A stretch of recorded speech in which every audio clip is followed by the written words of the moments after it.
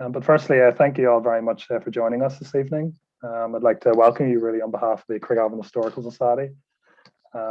It's great to see some of our members and also some of our non-members as well, and we would very much like you to become members. So if you've an interest in local history, do consider joining us and shaping our work over the next few years. Now, tonight's talk is part of a series of talks which we've been holding since February, which are exploring the links between language, memory, and place in the Craigavon area. And tonight we're actually going to be launching a new reprint of the publication Montiaghisms. Now, Montiaghisms refers to an area of South Lough Neagh.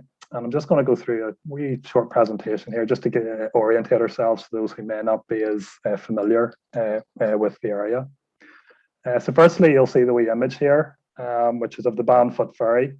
And you'll see the man hunched over there is a man called Willie Wilson, and he's sort of towing the boat over to the other side of the ban. I think that's over to the Machary side of the ban. So when we talk about the Munchies, this is one of the images which sort of comes to mind. My PowerPoint work. Okay, so this is the geographical area that we're talking about. So this is the sort of South Lough Neagh or North Armagh area. The Munchies consists of these townlands of Derry Inver, Derry Lois, Derry Trasna, Derry Ta, Ardmore, Derry Ad, Derry Core, Ballynerry, and Derry Nacash. Local tradition has it takes 7 Derrys to make a Munchies, and you'll see we have our 7 Derrys here. And the word Munchies, it's an anglicization of the Irish Montiaghs. I might be corrected on my pronunciation of that later on, which is okay. But it comes from the Irish meaning moorlands, mosslands, or boglands. And this here was an area of really heavy bog, as you can tell by the proximity to the loch shore. Now, through this area, this man, William Lutton, travelled through the late 19th or middle to late 19th century. He was a surveyor from Portadown, or from the townland of Bray. And when he was passing through the area, he noticed there was something rather different about the language.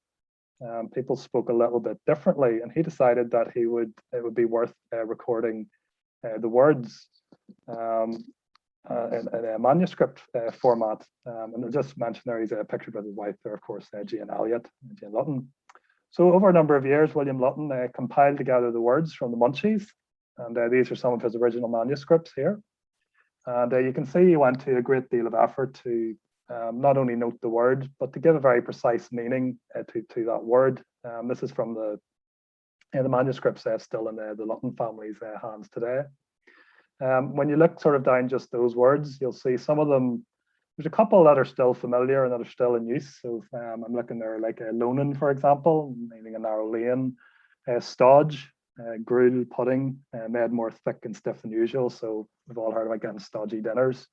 But there's also quite a few words there that aren't in use or have fallen out of use. And this is the great sort of value of Montiaghisms. It's full of all sorts of interesting words and quirky words, and I suppose this is the popularity of Montiaghisms comes from just the sheer quirkiness of it. But as we'll find out, there is a linguistic significance as well to these words that William Lutton compiled. Now, William Lutton, he died in 1870. And he left his manuscripts in his family, and they could have stayed there and maybe lay undiscovered if it wasn't there for this man's intervention, Francis Joseph Bigger, an antiquarian who was very active in the Ulster Archaeological Society and the Royal Irish Academy, also a great advocate of the Irish language and culture. And when he recognised the value of Montiaghisms or the Munchies language as being an important contribution to understanding language in Ulster. And it was his initiative which resulted in them being published in a book form. And he was the man who actually gave it this title, Montiaghisms. So a big hats off to Francis Joseph Bigger. So he initially published it in 1923. The book was then republished in 1970 by the Irish, or 1970s by the Irish Linen Hall Library. And then it was republished again by our own society in 2007.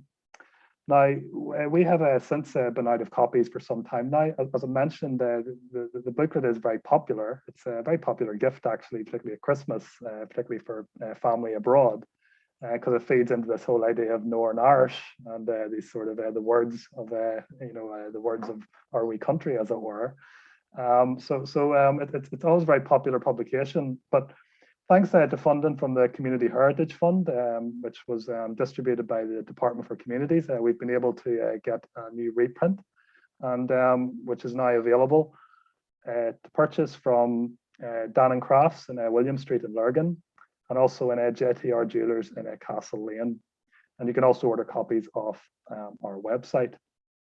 Now, rather than just advertising that this booklet is now available to purchase, we thought that would be, rather not enough. We need to actually talk about it. Why is it worth? Why is this booklet worth preserving and worth publishing so new generations get to discover the words within? What is the significance of these words? And what can they tell us about the past, and also perhaps how our language will evolve in the future? And that's what we're doing tonight. So we've brought together a panel of, I think it's a very distinguished panel that stretches all the way from Logan to Norway via Edinburgh. And I'm going to introduce everybody now. So I'm going to stop sharing. And here we are.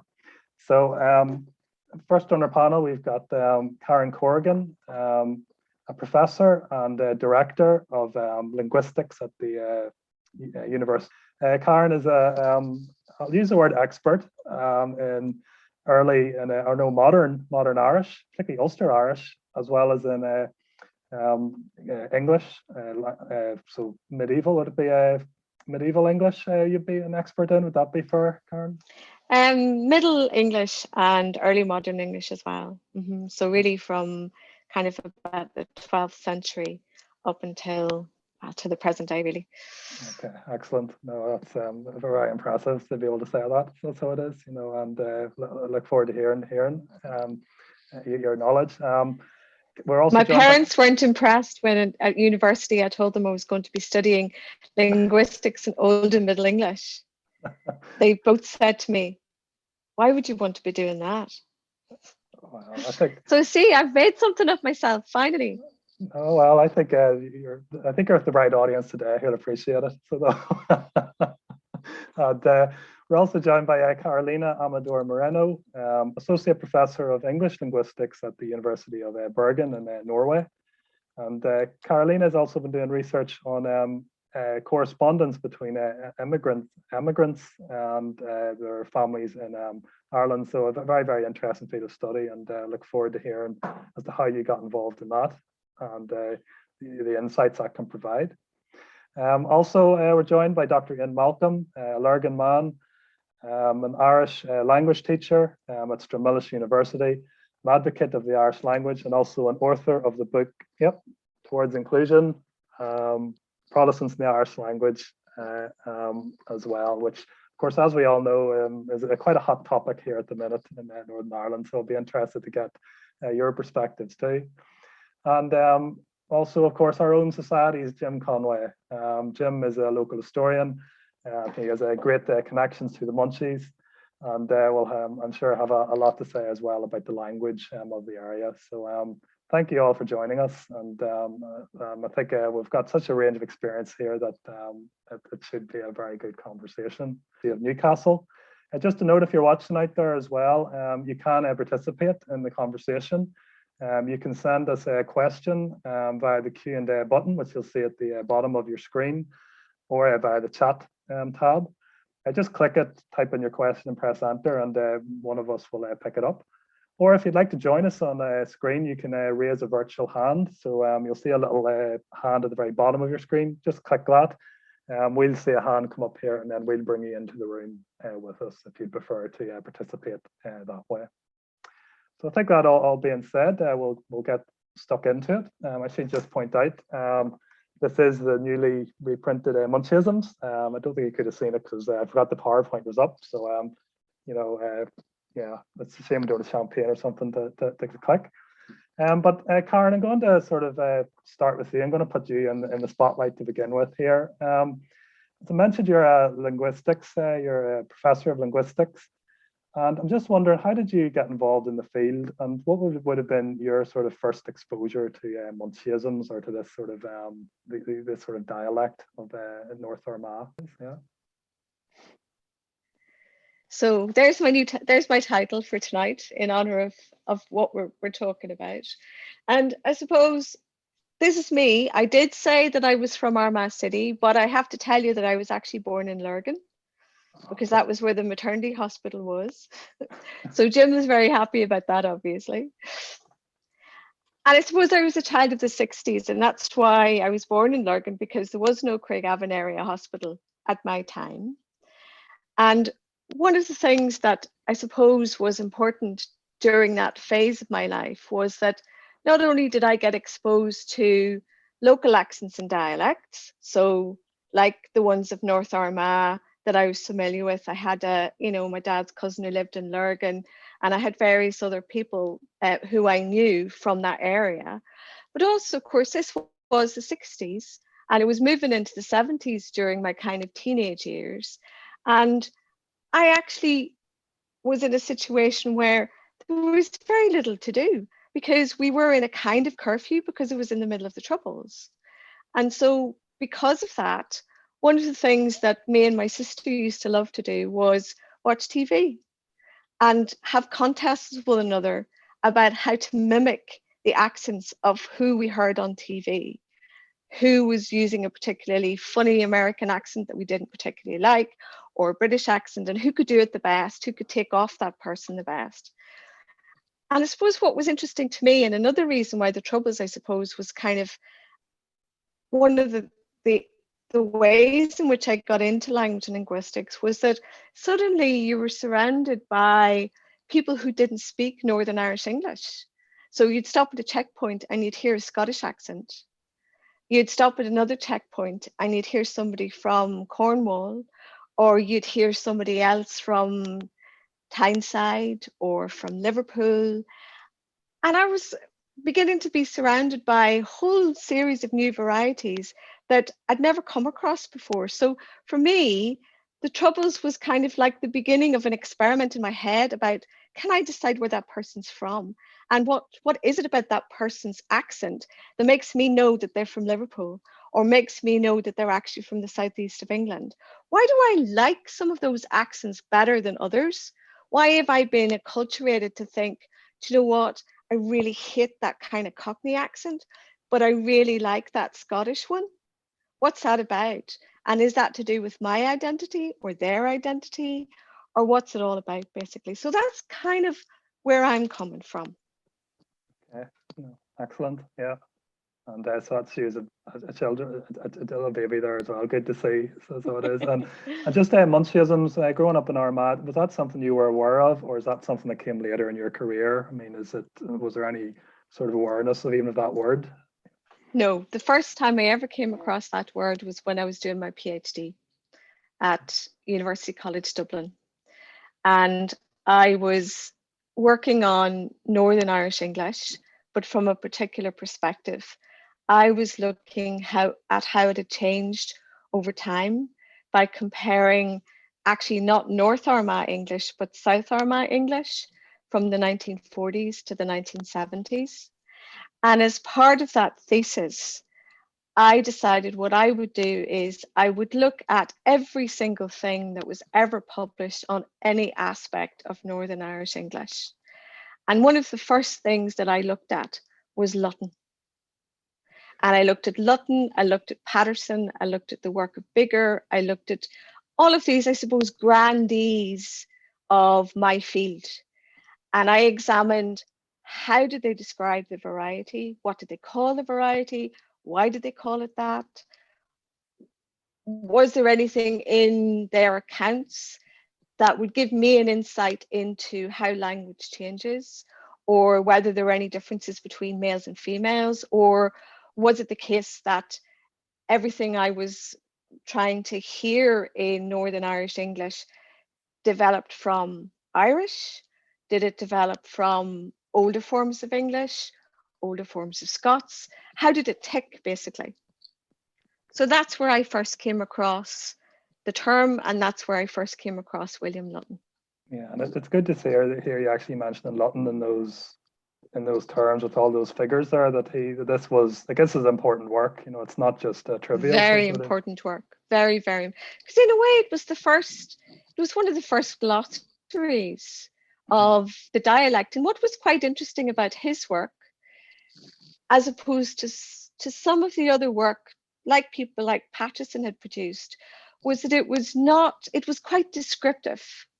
A lot of the other work that had been done prior to his contribution was very what Caroline and I would call very prescriptive. So it's very much about, Patterson's that, would be things like, the dialect of Belfast with the mistakes pointed out and corrected. Lutton's attitude wasn't about correcting. Lutton's attitude was about recording.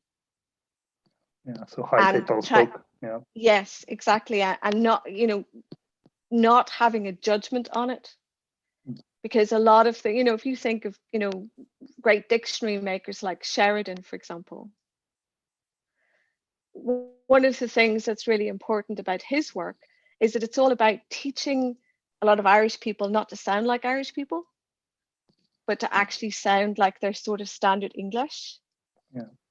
And even though, he himself was Irish, so he was very aware of all the, the kind of nuances of Irish English, and he was trying to eliminate them. Lutton was simply trying to describe them. And I think there's a theme there I think we might come back to. I'm thinking, Ian, I was talking to you yesterday, Ian, and you mentioned cultural cringe, I think, was a term that you had mentioned, and I think that's maybe something we'll come back to. But Ian, I've heard about Karen talk about her sort of, coming alive to all the accents, that were around her. Was it similar for you as to how you got involved in language? And well, to be honest, David, I think we blame my interest in languages on two things. Number one would be Montiaghs, and the other one would be the Eurovision Song Contest. But perhaps I'll expand on that in a moment or two. I'm glad you mentioned at the outset the wonderful old expression, takes 7 dairies to make a munchie. Because my dad, even though he's not from the Montiaghs area, he was always very, very friendly with folk from the area, and he was always very, very close to Lough Neagh. Indeed, he spent a number of years as an illegal eel fisherman, but perhaps we better not go into that in any great detail. But he tells me great stories about the times he was out on the loch there. But his best friend is from the Montiaghs, and of course we are so close in learning to the Montiaghs that I think the way we speak English is affected and inflected by the dialect of the Montiaghs itself. Now later on we will hopefully turn to the subject of cultural cringe. I've got quite a bit to say about that, but this might make it cringe. Whenever I was a kid growing up in the Guildford Road in Bergen, I remember my first thought whenever I heard of Montiaghs was those delicious sweets that they used to make. And I think they still do, because I remember every Wednesday I would spend the night at my grandmother's house in Victoria Street in Lurgan. And we had an old aunt who came and brought me sweets every Wednesday night. And one alternate weeks, she would bring me munchies. And I always looked forward to the munchies nights. But as regards the accent and the dialect, etc., my first exposure to munchies or to Montiaghisms was whenever I was a child again. In the house, we had a copy of the original volume of Montiaghisms. And Dad was a great collector of books about language, dialect, history, etc. And I remember whenever I used to rifle through the bookcase, it would come across various volumes. And one that I came across time and time again was the book of Montiaghisms. And I remember leaping through this and being absolutely fascinated by all these odd, strange words, many of which I didn't recognize. And I suppose in many ways that was one of the things that made me take an interest in language from an early age. The other thing that inspired me to take an interest in language, particularly in the Irish, was whenever I was a kid going to bed at night, my dad would say a few things such as "Eat white" and "Calling Sab." Now that's Irish. Good night, sleep well, and little things like that. I suppose triggered the thought in my head that English is not the only language. So that was probably my basic introduction to Montiaghisms, and I've got loads and loads of examples here, but maybe you want to leave those until later in the discussion. But first of all, before we move on, I must point out the cover of the book. As yourself has pointed out, David, the guy on the ferry across the Banff, I have very, very vague recollections of this as a very, very young child. I must have been very young because I'm not a big fan of deep water. And if I'd been put in that ferry at any sort of age, whenever I had acquired any sense of reason, there's no way you'd have got me on that. But as you rightly point out, a man called Willie Wilson operated that particular ferry. But that points out that there were more than one ferry in the Banff. There was another one upstream a little bit called Rob's. There was another one close towards Portadown as well. So as Jim rightly points out, there were three in total. Now, I'm not sure if anybody is listening tonight who's related to Willie Wilson, but my dad says, and don't blame me, you can blame it down if you use a word from the book of Montiaghisms, he was a noxious old creator, and I'll just leave it there. Yeah, no, like great memories there, and it's good to know actually you had an awareness then of Montiaghisms from a long time. Because funny, I'm from Portadown, it's not a million miles away, but it was only when I started the job in the museum that I suddenly heard about this magical place called the Montiaghs. And I'm actually reminded of your story there about the sweets, thinking, comparing them to the sweets. Because I remember Doreen McBride, and we had a talk about the Montiaghs in February. And I think Doreen's actually watching. But Doreen had said that her father had told her about, be a good girl or the Montiaghs will come and get you. And it sort of feeds into that idea that, the Montiaghs are monsters, and it was sort of a derogatory term at one point, to come from the Montiaghs. So that's maybe something we can maybe touch on a little bit later as well. So it is about language. But I'm going to come to you now, Jim, because as I mentioned, you have real family connections there to the Montiaghs, and it's an area that's very special to you. And I'm just wondering, I mean, when you were growing up, were you aware that the people spoke differently here than they spoke in Lurgan, or that there were words that were being used that you wouldn't have heard anywhere else, or was it just didn't even register? Yes, it would have been. See, when Craigavon came, I lived on the edge of the Montiaghs, which is Silverwood. Well, I actually live there, still there now, but we were right on the edge of it. And both my paternal and maternal family came from the Montiaghs. But we had moved into, when I was 3 or 4, we moved into the Shankill estate, and they were the townies, of course, and they talked to me a bit different. So I was aware of the difference. And when I went to school, it was, as you said, it was used, the townies used it as a derogatory term, as if these people were backward or something like that, as because they were country people and they didn't have the same values as the townies, In fact, it's, one of the, excuse me if I'm using this term, but the young people, we should call the townies the shiny asses, because they sat there, they're posterior all the time, doing very little. But anyway, that's what they call them. There's a Montiagh. The Montiaghs is not just that area down around Trasna. There's a Montiaghs out, of course, in Mcgill, and there's another one over the other side of Portadown there, near Macri, around Macri. There's an all Montiagh there, and the word is Montiagh, by the way. That's the word. So yeah, we'd have heard it was used as a derogatory term, really. And these wonderful accents and wonderful people. As I said, the different maybe values. My father was known as the man that would give the coat off his back to anybody, and he did, and that was normal with the country people. They would have shared all the, everything they had with each other and looked after their cattle and farms and things. There was different values in the country people, and there was really in the town people. But I suppose one word that has got international from the Montiaghs is the word Amadon.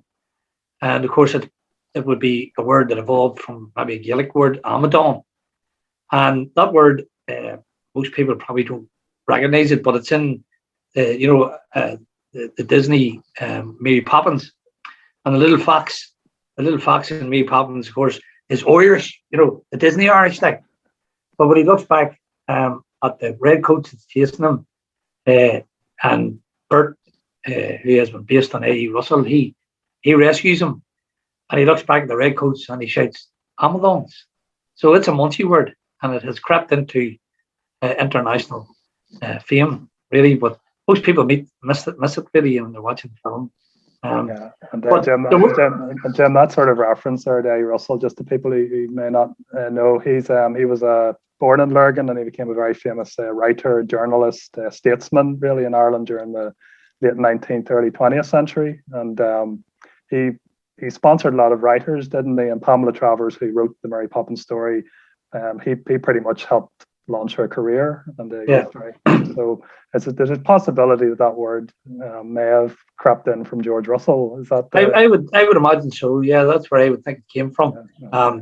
Like he gave her the idea for the White Witch, if you want to call it that. And a lot of the references in it are all ideas of A. Russell. So that's probably where it came from. But I grew up with words like the flippins, cowboy, which is still haven't got a good explanation for cowboy.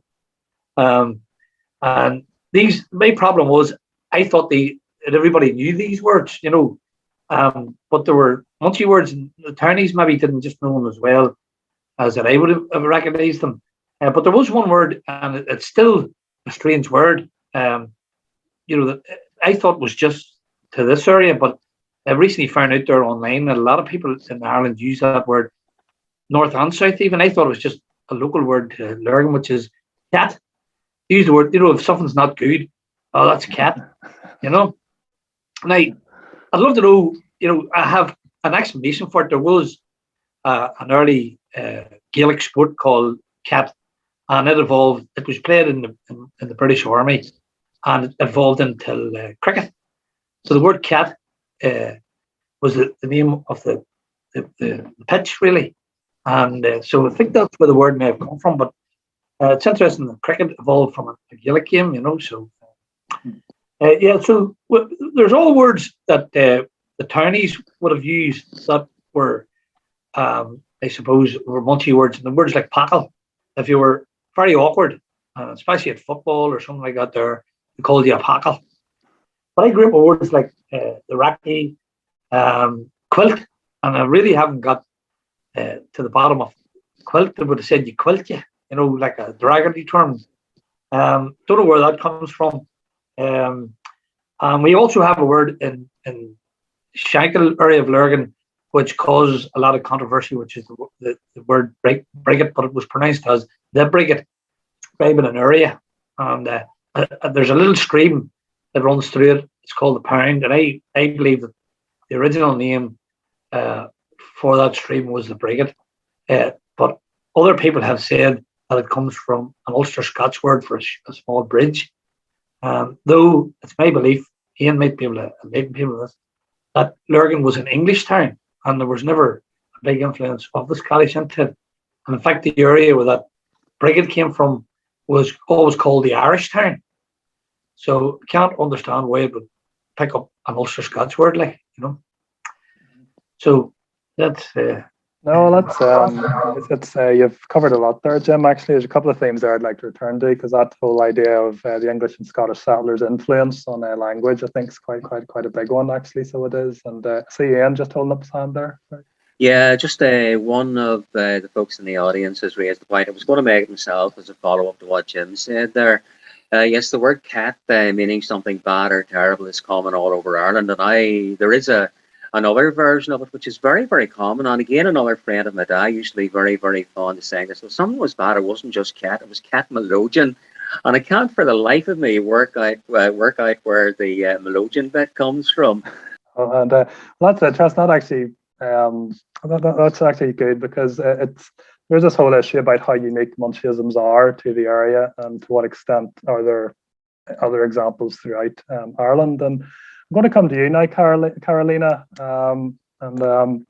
So you're, as I mentioned, Associate Professor of English Linguistics at the University of Norway. That's right. But you also have an interest in English, particularly in an Irish context. Yes, it's a weird. It may sound like a weird combination. I'm Spanish originally, so living in Norway with an interest in Irish English. But there's an explanation to all of that. So I basically became interested in Irish English when I first went to Ireland when I was 13. I had a pen pal from Galway, and I pestered my parents until they let me go over and visit herself and her family who live in Amador-Moreno. And so that was my first kind of connection with Irish English. And then I became interested more like in the language and the sound of it, and more academically, I suppose.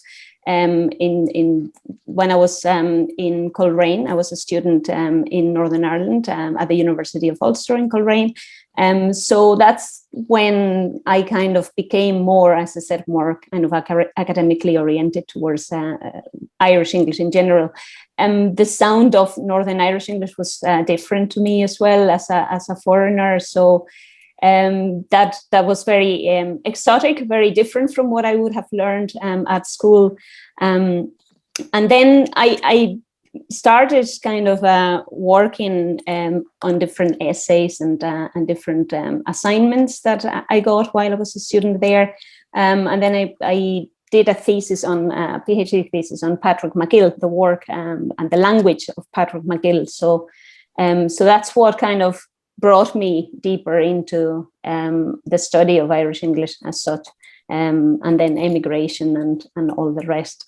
So yeah, it's the Norway connection I'll explain later if you want, but basically I have a colleague here who's from Northern Ireland. He's from Derry, and he was based in Bergen when I was finishing my thesis. And the circle of Irish English experts is very small, so we came across each other. That's how I met Karen as well.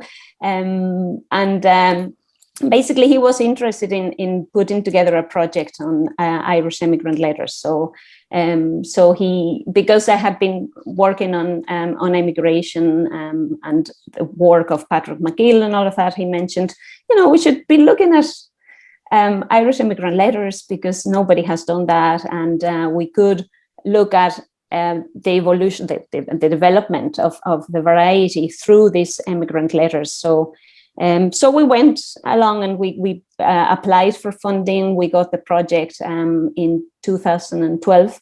So we started looking at immigrant letters back then. So hence the connection with Norway. But that's the whole explanation of how all of those dots are connected. No, and obviously you must be very good at language. I'm assuming you're multilingual as well. I speak Spanish and English. That's about it. The rest of them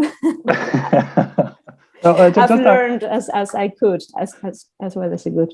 Yeah, just to go back to your work, and you mentioned Patrick Mcgill was sort of how you sort of came across. Was that how you came across Montiaghisms now and your study of that? And who exactly was Patrick Mcgill?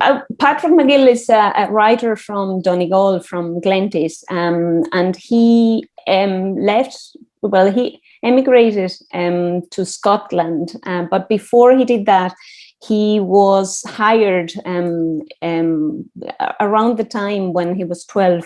The hiring fairs for children and women as well was quite common, like to just hire children to work in farms, and it was kind of seasonal migration. So around the time when he was 12, he left school and he went to this hiring fair in Strabane, and he ended up working for a farmer in County Tyrone.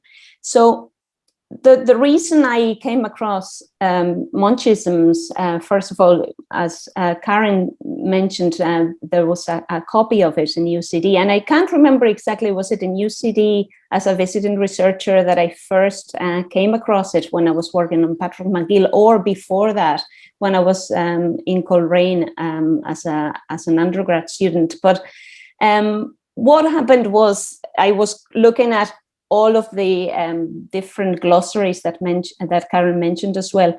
And Montiaghisms was one of the ones that allowed me to, understand some of the words that were coming up in Patrick Mcgill's work that I was curious about, that I was interested in, and I was comparing by looking at other glossaries. So it was interesting to hear creature, because that was one of the ones I had to look up, and it was a recurrent word in Patrick Mcgill's work.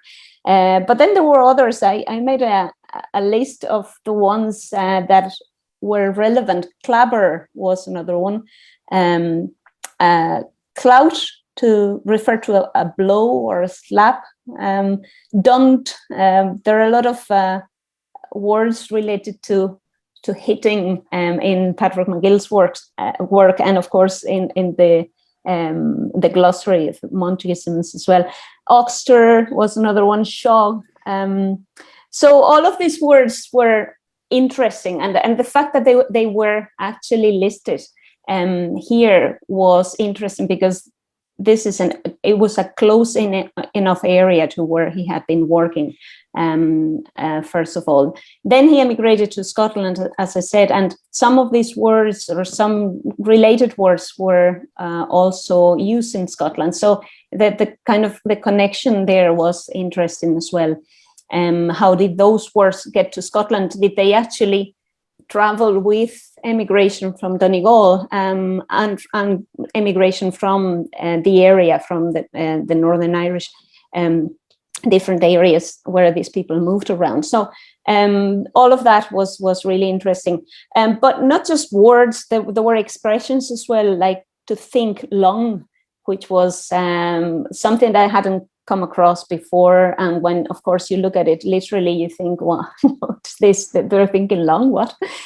So looking it up in the book, in Lutton's book, was great, and it was great help to decipher the meaning of what Patrick Mcgill was saying there. So yeah, so the whole idea of emigration is something that I've always been interested in, and coming across all of these glossaries was a really interesting starting point for me when I started looking at Irish English in more detail. No, I mean, that's great, and we're going to come back to the emigration as well, because it's funny, it never occurred to me that people write as well as speak language, and I think it's a really it'd be good to get insights into what that can provide. But I'm going to come to you, Karen. I note that you're going to follow up on what Carolina has said about immigration as well. You might have a few points to make. Okay, so I'm going to share my screen again, guys, if that's all right. So this is, can everybody see that? Okay. Yep. Yeah. So this basically is one of those letters. It doesn't come from the collection that Carolina and Kevin have put together, but it's a very similar kind of collection. This is by a guy called David Fitzpatrick. And what I've done here is I've put in red. Do you see the waving business is doing well in the country at present, and provisions on a reasonable scale. And this is written from Killicamane, County Armagh, to Melbourne. And what's kind of interesting here is that, going back to what you just said, David, these guys are not in the waving business of any kind. They're not about making hand gestures. They're actually talking about the weaving business. Because at this time in North County Armagh, I mean, this is Logan at the time, and this is Melbourne, where the letter was being sent to. During this period, North County Armagh was experiencing a really kind of renaissance in terms of its industry. And what you often get in Northern Irish English of this period, and even today amongst some speakers, is this pronunciation of A for what in standard English would be E. So that's how that crater becomes creature. That's how te becomes tea.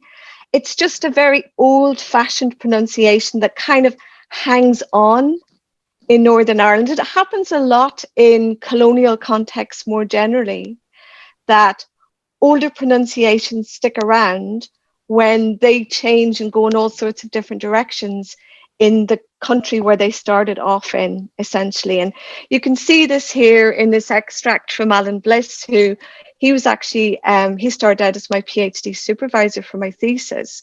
And he's here referring to Lord Chesterfield and a dictionary that was being planned, where Sir William Young, for example, is talking about the fact that some people pronounce words like state to rhyme with seat, and none but an Irishman would pronounce it great.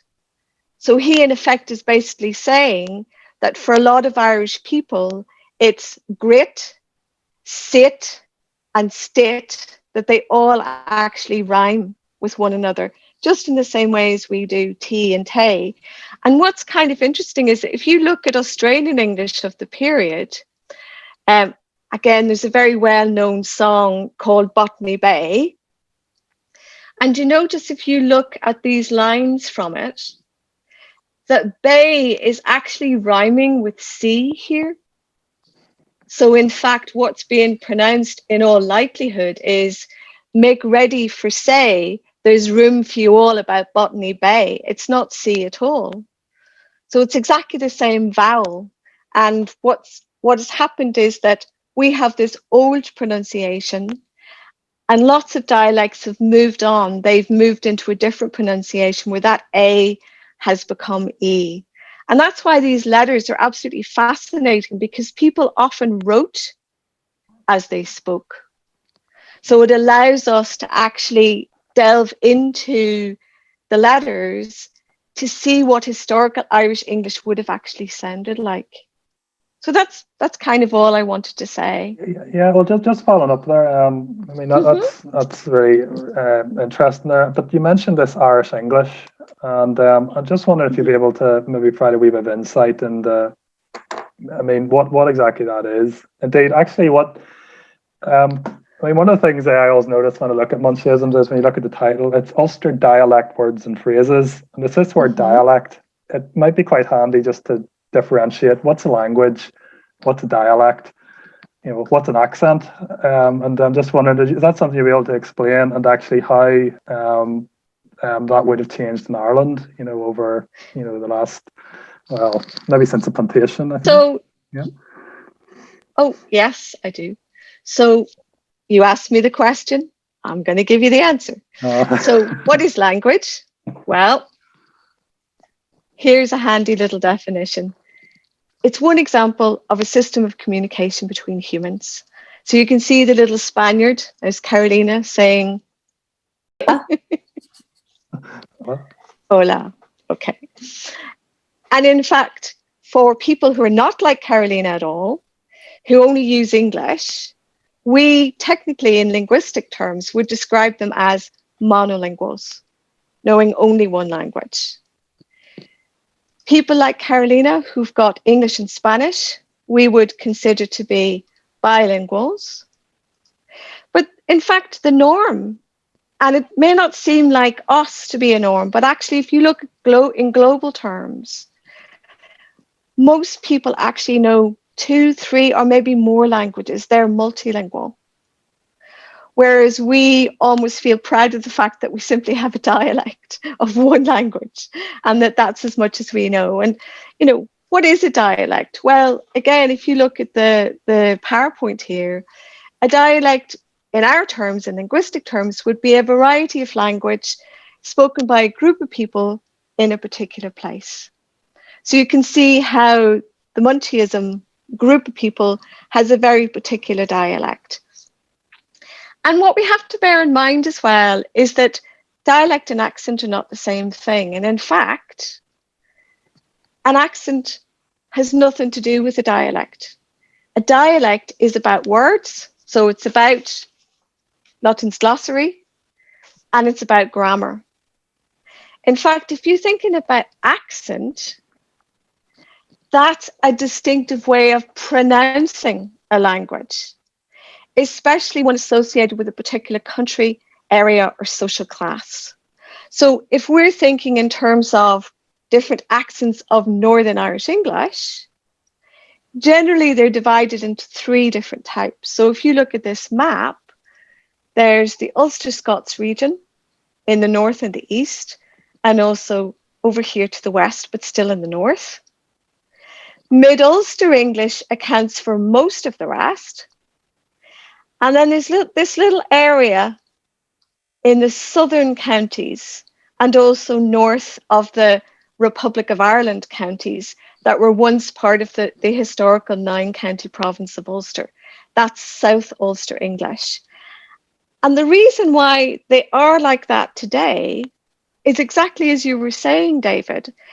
It's because they were settled by different peoples historically. So the Ulster-Scots regions were generally settled by Scots who came over. The Mid-Ulster English regions were primarily settled by Northern English speakers, particularly North Midland speakers during the plantation period. However, there were some Scots in this region too. So it's a kind of mixed variety. It used, so we would use here words like we, which are actually Scots words, in the same kind of way that the Ulster Scots would use them as well. And then in the South Ulster English, you get quite a distinctive accent that's really quite like some of the dialects and what we associate with what we would call Southern Hiberno English varieties. You get, for example, people say things like bat, or cricket with that sh at the end. That's a very Southern Irish English feature, but you also get it in South Ulster English. So does that make some sense at all to any of you? It does. Now, maybe this is a controversial question, but is Ulster Scots a language or a dialect? Because this is, I've heard both. And how would you class it? The linguist in me basically says, well, Ulster Scots is derived from Scots, which is derived from Old Northumbrian, which is a dialect of Anglo-Saxon that was spoken in and around the lowlands of Scotland and the north of England. So if you look at it in purely linguistic terms, it would have to be considered a dialect because there's mutual intelligibility between speakers of Scots and speakers of English. It's not like Carolina being in a situation where she's now going to have to learn Norwegian because her English and her Spanish just simply won't cut it. She can understand speakers of Ulster Scots without having to learn the language. From an identity perspective, the answer could be quite different. So for some individuals, they very strongly feel that Ulster Scots is so different from English that it warrants being described as a language. So there are 2 answers to that question, really. And it depends on whether you want the technical linguistic answer or whether you want an answer that in some way incorporates people's views. Yeah. I once had a student and I was talking in the lecture about Serbo-Croatian, which in my technical linguistic world is one single language. And his view was very much, oh, no. There's Serbian and there's Croatian, and they're 2 different languages. Well, technically, they're not, because they're mutually intelligible in that same kind of way. But others may well have different views. Yeah, David, if you don't mind, I wouldn't mind. I'd like to come in on that particular point. Oh, certainly. While obviously the Montiaghisms book is excellent, it's a tremendous record of the way that people spoke in a particular area a long time ago. For me, in many ways, though, the gold standard of that sort of volume would be the Hamely Tongue by James Spent, and it's a personal record. It doesn't purport to be a dictionary, but it's a wonderful collection of words as he saw them and heard them in his native county Antrim and further afield. Over the years, I had a number of great conversations with Jim Fenton, and I remember asking him that ultra vexatious question: is Ulster-Scots a dialect or a language? And I think what Jim said, he was always a very political man. He did not in the party political sense, but very, very political. He was very, very careful in what he said. And I remember I asked Jim this question quite a few years. He only died a few months ago, sadly. Great loss. Great loss to lexicography, I think. And I mean, the Hamely tongue is a tremendous testament to the work that he did over the years. But I remember I asked Jim, is Ulster-Scots a language or a dialect? And he looked at me and he chuckled and said, Ian, I don't get involved in that sort of issue. But he did go on to say that if you look at it this way, language and dialect is like a sliding scale. At the lower level, it's dialect. At the upper level, it's getting something very, very close to language. Now, he didn't say it moved all the way up to language. He said it's very, very close to language. And he gave me a few examples. Obviously, he was from County Antrim. He gave me the example of, say, a country pub in Brashean after a hard day in the fields. The farmers gathered around, they went into the pub, and they would talk in their own particular way. Now, he described it as a way of talking. I think that's a lovely way to describe it. And he said that if you went in as a stranger, you heard them speaking in that particular register, you would seriously struggle to make out what they were saying. But as soon as somebody switched on the TV, Manchester United, Liverpool, Blind Date, or whatever horrible program happened to be on, then the language would slide all the way back down, and it would be purely dialect. It would have dropped way down that sliding scale. And I think, if you don't mind, that brings in one of the ways, or perhaps it's worth looking at the way in which language changes. If we take a look at Jim's example of that pub in Brashean, where people that were talking about the day, they were talking about the farming, they were talking in their own particular register, they're using words that were peculiar to them. But as soon as the TV goes on, things become internationalized. What I call the Coca-Cola culture, the culture of advertisements, of global TV programs, of events that are now bounced around the world. And I think in many ways, for a lot of languages, not just English or Ulster-Scots, that has been a great leveler. One example I would give is many years ago, I used to go down to Spittle quite regularly in Connemara. It was down over a number of years. Remember the first couple of years we went down, it was a particular pub in the village. There was no TV in it. You would go in and you would listen to the folks at the bar, at the tables. Everything was in Irish. There was very, very little English to be heard. A couple of years later, a TV was, and this was before TNG or TG car as it became. TV was in the corner. And as soon as that went on, that stopped the conversation. The Irish suddenly disappeared. Everybody was entranced in the TV. And then the language gradually, that sort of thing has a gradual effect on the language. And I think in many ways it's diminished the part of language, the part of dialect, and indeed the part of action. Because we look at the part of action, which is one of the subjects Karen touched on there. Action is something that that is gained through life experience. But I think it can also be lost very, very quickly through ill care and inattention. You move from one area to another, you'll not necessarily forget your upbringing, but gradually the way you talk will become subsumed by what you're listening to around you.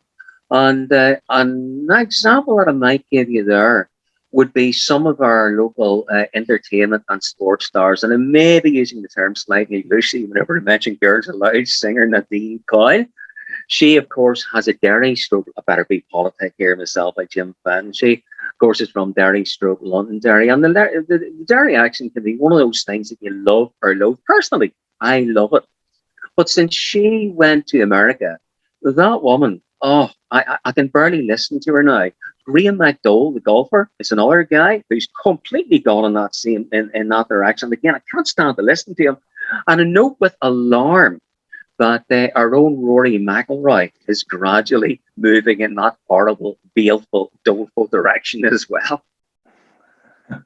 No, it's an interesting idea, that sort of language sort of being related to your identity. And Jim, I remember before we came on, Jim, you're actually saying that you thought the Munchies accents and the Munchie sort of the uniqueness was sort of disappearing.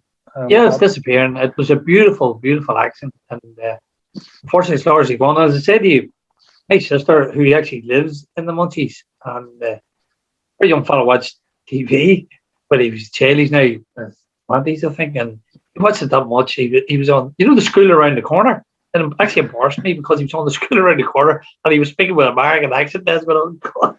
He watched that much TV. He was speaking with an American accent, and it's a shame, now. Maybe it was a wee bit cruel about the Belfast accent, but and I know I sound like when I listen to myself back, I sound like the Belfast accent, and it's cringeworthy to me. I don't know about other people. I just cringe when I hear the Belfast accent. And of course, we had a big influence of Belfast people into this area when they built Craigavon 50 years ago, and I suppose our accent has been diluted because of the influences. So what I would say, though, is we have some very, very, very old names in the Munchies. And one of them is the Darnia, which is mentioned on Ptolemy's 2nd century map. Now, the Darney is an ancient fort down there along the Ban, the River Ban, but it also refers to a people that would be described as a Pictish people. And of course, the Picts were in this northeast part of the country, and they were also in Scotland.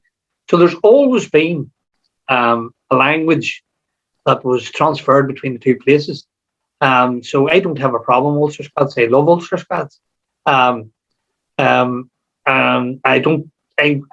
think going into the politics of it, I don't think anybody should describe it as anything other than Ulster-Scots. To me, if somebody speaks in Ulster-Scots, I could probably understand them, but it's the uniqueness. And it's an indigenous thing, which I think has a beauty, and I would support it 100%. And I love Ulster-Scots. I love to hear it. I hate to see it being politicised. The Irish language has been politicised. Ulster-Scots, some people are politicising it. I think it's a shame for anybody to politicise it. One of the most beautiful poems ever written is The Man from God Knows Where, and it's just a beautiful poem. Ulster-Scots, and anybody and everybody could love that poem. Brilliant poem. But what I will say, that's something interesting to you, that although most of us, speak with an English accent, if you want to call that, in the English language, some of our grammar would be Irish. And one of our greetings is "Bout you" or "What about you?" And that's coming from the Irish grammar. There's other ones like, he has a hangover on him. Carrying a hangover on him, like, those are grammatically Irish. They may be using English words, but they're grammatically Irish. Which is not. I just threw that goggly in there, like, so. But there are strange things, but I love the idea that we're different, and that's why I said the accent. When we had our accent, beautiful accent, we were different. But unfortunately, I think we're becoming mostly. Well, our heritage is being destroyed, so Lurgan's now becoming urbanisation of Belfast. And I think the world is losing its English accent, and it's becoming an American accent. So what do you call that language if we're all speaking with an American? It's the Coca-Cola syndrome, where I tell people, we might all drink Coca-Cola, but we're not Americans, but that's what I think, about a lot of those things, but Jim, just to go in there and pick up a point there that Karen had talked about, the settlers coming in. The Munchies itself's always been an area that's been quite stable in terms of population. Like the names that you see there around today, go back quite a long way, like the settlement patterns and stuff. Now, yeah. I'm wondering about Lutton when he was, obviously these words to Lutton's ear were, unique, which is why I sort of recorded them. Yeah. I just wonder what your thoughts would be just around the Montiaghs, sort of the longevity of the population. Well, funny enough, when we're talking about it being North Armagh, it only became North Armagh in 1609. It was Mcgill territory or Eoki Coba, the lower Ava. So it should probably have been part of County Down by rights, and maybe we would have had 4 or 5 All Irons instead of 1. But anyway, that's besides the case. So, but anyway, yes, and I believe firmly that some of the old place names and certainly some of the old families there, like the Mcgill, could possibly go right back to the very first settlers that settled on the island. The name Mcgill refers to the Dalhan, the Mcgill Dalhan, the followers of the Dalhan, and they've always been fishermen of Lough Neagh. And there's an ancient poem about the Mcgill being the fishermen of the elbows of Lough Neagh, which is the wee bits that jut out, and they were called the red-haired Mcgill. And of course, the area at one time was called Clanbrassil Mcgill. So I think they're a unique. But then, of course, in that 9 Years' War, a lot of the people were displaced into the boglands, the poor lands. So it would have had a concentration maybe of the old Irish in those areas. Like the Lavertys would have probably been pushed out into the Achigallen area and the bogs there. The Mcgillans, as I said, into the bog in Trasna, and the McCanns into the bog really in around Machray, and that was McCann country. So those words, old words, maybe a lot older than we realise. They may go back a long, long, long time. Some of like the word Hoy, the god of Lough Neagh, certainly there's reverberations that way up in the Neolithic sites in Scotland. God, it's the same god up there, Hoy. So there's very, very old words and place names there still. Yeah, no, it's good, and this sort of a question actually about language changing. I think it's an interesting one in Carolina. I'm just going to come to you and your research related to the correspondence of immigrants, immigrants, and do you notice a change, like when in the letters about how people speak? I mean, do they hold on to their language, or their native tongue, or does it change relatively quickly, or do you not, or is there anything you can say along those sort of lines? What we noticed was with certain speakers, with certain letter writers, it's very evident that they change from more vernacular to less vernacular, depending on the type of profession that they ended up with in the places where they emigrated to. So at the moment, we're looking at one particular case study of someone who emigrated as a farmer, then arrives in the United States, starts working as a shop assistant, but he had, an interest in becoming educated. So he ends up working as a teacher after having completed a teaching degree. And then the last letters that we have is actually the headmaster of one of the schools where he had started working as a teacher. So you can see progressively that he's very aware of language use and all of this, and dialect, and the way that his accent was perceived by others. And you can see how he's changing, and a lot of the features that you would associate with vernacular Irish English, he's kind of getting rid of as he moves on, or he moves up as well. So those cases, we have a few of those. What is also interesting is that there are features that you hear nowadays in Irish English, both North and South, and there are features that were already there back in the 1800s and the 1700s, the first batch of letters. I can actually share the slides with you as well if you want, and I'll tell you a little bit more about the letters. Let me see if this works.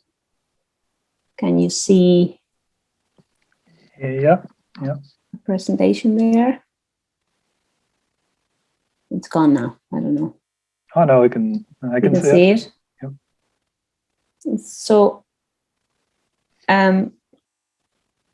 we have letters from the 1700s to the 1940s, and what I wanted to show you very quickly, well, they have a lot of orality, so they're texts that were kind of designed to be spoken in a way, because sometimes the writers were, the letter writers were aware of the fact that their letters were going to be read out loud to neighbors and family members who were not literate. So there's, for that reason, you find a lot of spelling, as you know, they're writing the words as they would sound to them. So that there's a lot of that type of I dialect or spelling, just to replicate the sound of Irish and English, and a lot of Northern Irish English goes in there. I can show you later if you want examples of that, but I wanted to mention, because there are a number of examples where you have epenthesis, which is what is happening on the screen right now. So you have words like The screen's not moving there, actually. Oh, the screen's not moving. Bummer. Okay, hang on. So it is, yeah. Can you see film and farum? No. At least you can't. Okay, hang on. What's happening?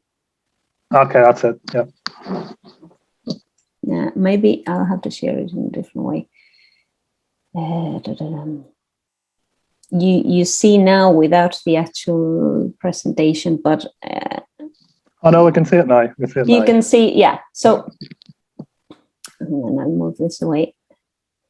You're not going to see it with the actions, but what you can see there is it's an extra sound that is put in between the L and the M in the word film, which is a very common feature in Irish English everywhere, as you know yourself. So that pronunciation of film and farm is what we refer to as in linguistics as epenthetic sounds, right? And what we find in the letters is plenty of this, like the word Atlantic. I was going to slag Karen off in the chat there because she used the word Atlantic, and I was going to say, did you mean Atlantic? So we find that spelling Atlantic in the letters, and we find there's one from John Anderson from 1841. We find it as well in words and names like Henry, and I can show you later on a couple of letters from I think they're from Logan. One is from Logan and the other one from Portadown, if I remember correctly, where there's plenty of this type of writing as it sounds. So I don't know if that answers your question, David, or if you want me to continue a little bit more on the topic. I do continue. Just do you have those letters from Bergen and Portadown handy? I can show them to you, yeah. And then I'll stop sharing this one. I think I now need to share a different one. I'll show you this map, which comes from the work that one of our PhD students, Persign de Rechke, did. And he found all of this epenthetic sounds in Armagh, letters coming from Armagh and from Tyrone there, as you can see. So it's a recurrent one. It's that epenthetic sound that I'm talking about is there, and as you can see, we have more letters from the north, obviously, so that there's a kind of a northern bias in that respect. But so it doesn't mean that there's no epenthetic writing going on in the rest of Ireland. It just so happens that we have more letters from here, but you can see they're very present. It's a sound that's very, very present. So yeah, I'll show you some of the letters. I think this one is, my screen is too small.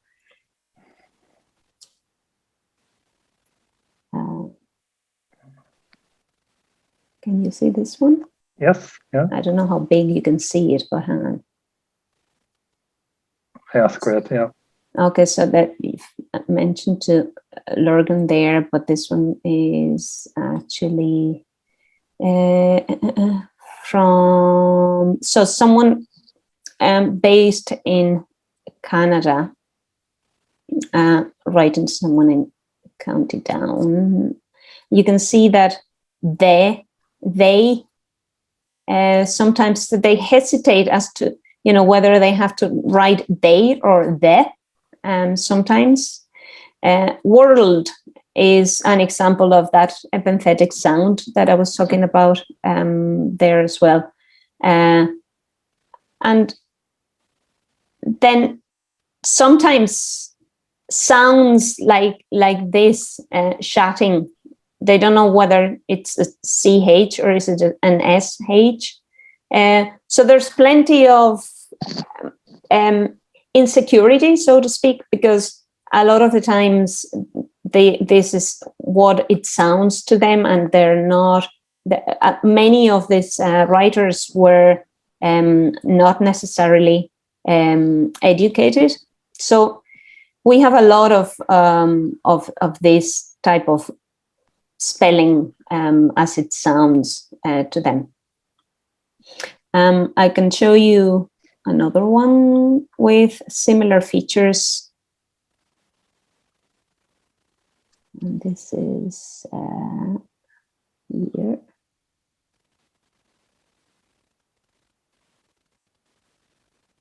So this is Eleanor.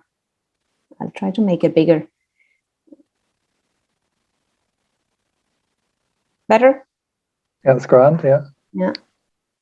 So this is in 1848, right? And she is writing to her sister.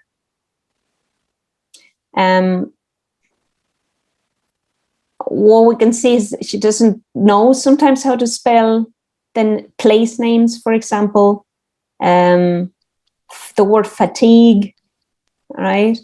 Which would be perhaps a complicated one. And then she has they, there, okay, which is, she's doing the opposite to what we found in the previous letter. She's generalizing using they instead of the pronominal form they. And if I can go back to the PowerPoint presentation again, I'll very quickly run you through some of the other features that we find more generally in the letters. So this is by Thomas Armstrong from 1849, right? So there's that present again, which is the epenthetic sound. But then we have what Karen was talking about earlier, the pronunciation, for example, of might as that, or but, that final aspirated kind of sound. We have cluster reduction, which is what is happening to the word world there, where the D is dropped. Then we have out, probably because that's the way the writer pronounced it. And then Kim, which is an adaptation of the pronunciation for the word cane, right? And then sometimes they're not consistent. So as I said, because they're a little bit unsure about how the spelling goes, you would find would spelled like that, or like that, right? Yeah. And then we have other kind of morphosyntactic features like use, ye and yees, and pronunciations like potatoes. So these are words that really would have, this is how you would have been speaking really in Ireland, and these are they've brought words with them then, is that yeah. They would have brought all of this with them, and you find them when they're communicating with their families and friends, of course. It's what I wrote in the chat there as well. There's that kind of attempt to bond with those with whom you feel closer to. So there's a lot of this in the letters, that even those who were very linguistically aware and were trying to get up in the world, when they're writing back to their families, sometimes the features come up, because it's a way of relating to home, and it's a way of connecting back with people from home. So that's per se very, very interesting. It's really interesting to see how that happened in letters, and it's something that we all recognize when we're speaking on the phone. You're abroad, and you've been abroad for a number of months, and you ring home. You're talking to someone, your parents, or you're talking to a member of a family, and all of a sudden your accent comes back again straight away. And then somebody listening to you immediately recognizes you were talking to such and such, or you're talking to someone from your family. So this is something that we all do, consciously or unconsciously. And some people, as we were saying, are better at picking it up because they have more of a musical ear, and they do it unconsciously. And some others perhaps don't do it so often. But this is something that is reflected in the letters, and it's a really interesting feature. And it reflects how the variety, or the different varieties of English spoken in Ireland at the time, traveled abroad, and how they were kind of preserved back home as well. Well, that's really good. Thank you for sharing those letters. And I think Ian, I'm just going to follow up with you, because we mentioned earlier on there about this term cultural cringe. Is that right? And I'm just wondering, could you explain what that actually is, and how that relates to maybe some of the things you're talking about language, maybe changing, or maybe on purpose? Would that be the right way of saying it? Yes, well, indeed. I'll address that point presently here, but first of all, I just want to thank Carolina, who's left the room, so she won't hear this. I want to thank her for a little discussion, or I thought she was about to leave the room there, for a discussion on the epenthetic vowel. I think it's a fascinating feature of language, and it's certainly a great feature of Irish in words like gorm. The word for blue, it's spelled Gorm, but it's pronounced Gorim. So there is that little helper vowel. That's how I describe it to my students, so they don't want to blind them with terms such as epenthetic vowel. But Caroline, I think you'll like this. You mentioned the word film, the way we say film. Another great example, of course, is umbrella. That's how we say it here. But my favourite of all, and it's maybe quite an international word, but that meringue kind of dessert from Eastern Europe, pavlova is how we call it. I just love that extra epenthetic vowel in there. I think it's absolutely wonderful. Yeah, but talking about the cultural cringe, David. Yeah, I've got some rough notes here. I'm just trying to get them together. Yeah, the cultural cringe is something, again, Ulster-Scots speakers in County Antrim have mentioned this to me, and I think it's probably a feature much wider than that, really. It's where people are embarrassed about the way they speak. And if you grow up in a particular area and you're surrounded by a particular people who all speak the same as you, you're not really going to feel embarrassed about that. But whenever you then move into a different area, and people are speaking in a different way, then you can feel embarrassed by that. And I suppose one of the great examples of that would be when somebody from a rural primary school goes to a post-primary school. So say, for example, in Lurgan, you might attend school out in Derrytrasna, and you might move on to a big school in Lurgan. Now, that's probably not a great example. But if we can look at maybe Ballymoney, Antrim, Ballymoney, Ballymena, places like that, where you might be racing off of Patton or somewhere like that. And then for your main schooling, for your post-primary schooling, you go to one of the bigger schools in town. And of course, the town accent dialect is very often different from that you've encountered as you're growing up. And sometimes people become a little bit embarrassed about that, and they might feel forced to modify their language somewhat. So to a certain extent, that's one aspect of cultural cringe. But I think it goes a way beyond that. Teachers often chided children for speaking and using words that were not acceptable in that big school context. And this happened not only in English, not only in Ulster-Scots, but it happened in Irish as well. And at a time in the national education system, whenever Irish was whenever there was a great move to try and dispense with Irish because English was the great language of progress, people had to learn English if they wanted to make their way in the world. There was a lot of pressure on children to modify the way that they spoke. So even though they might have been raised in the Gaeltacht area, they might have had Irish-speaking parents. Whenever they went to school, there was pressure on them to speak English. And this led to one of the most notorious aspects of the education system in Ireland over a long period of time. It's known as the Bat of Scar. And I'm sure many of you have heard of this. It was a little slate or a little wooden board, a wooden tablet really hung around a child's neck. And if the child used the word of Irish when they should have been using English in this totally English-speaking school environment, a little notch or a little mark was made in this. Whenever this reached a certain level, then punishment was administered, sometimes by the teacher, him or herself.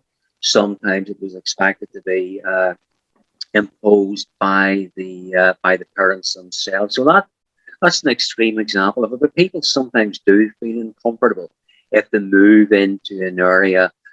School would be the finest example of that, and they're not speaking the way they should be speaking. Another wonderful example of this was a friend of mine.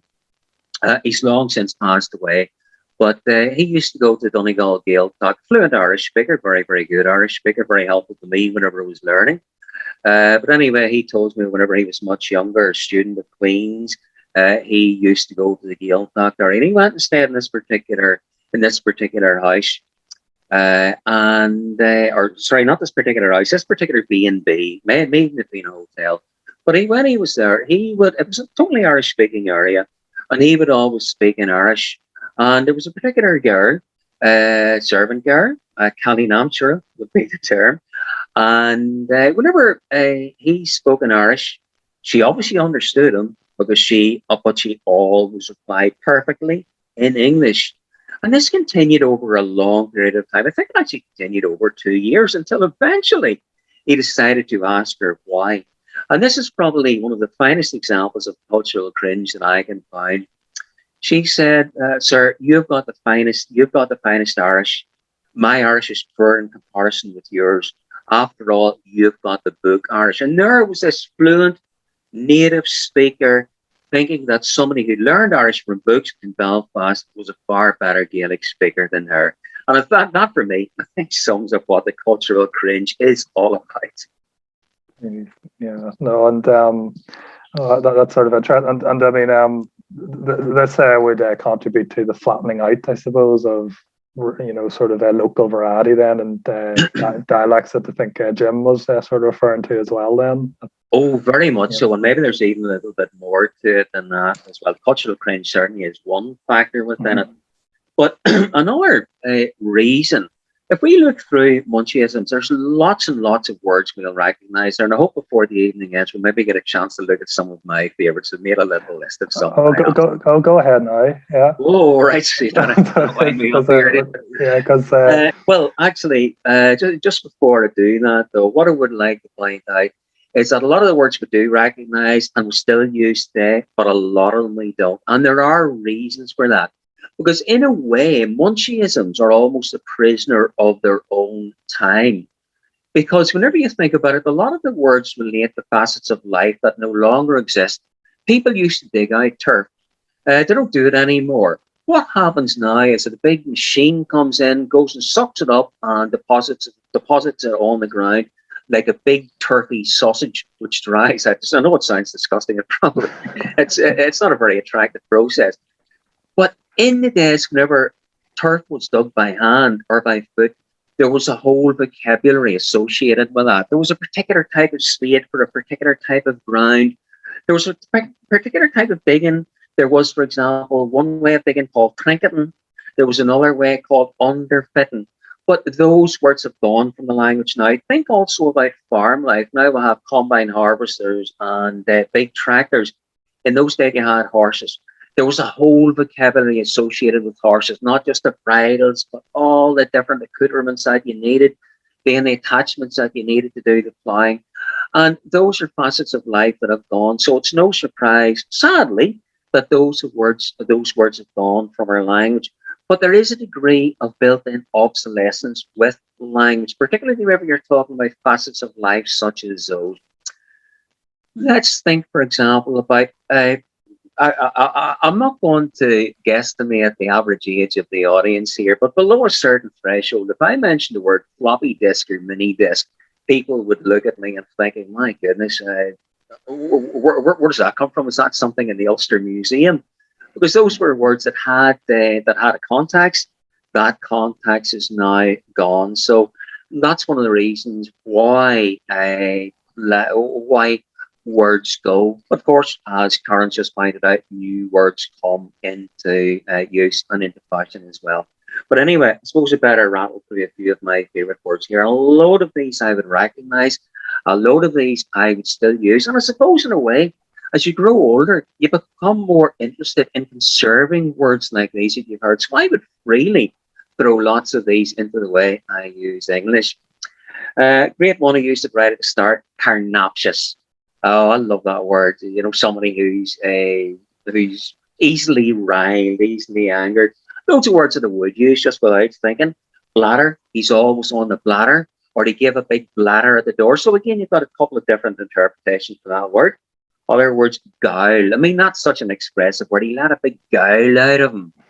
And then he started to boke all over the place, or as we would say, boke rings round him.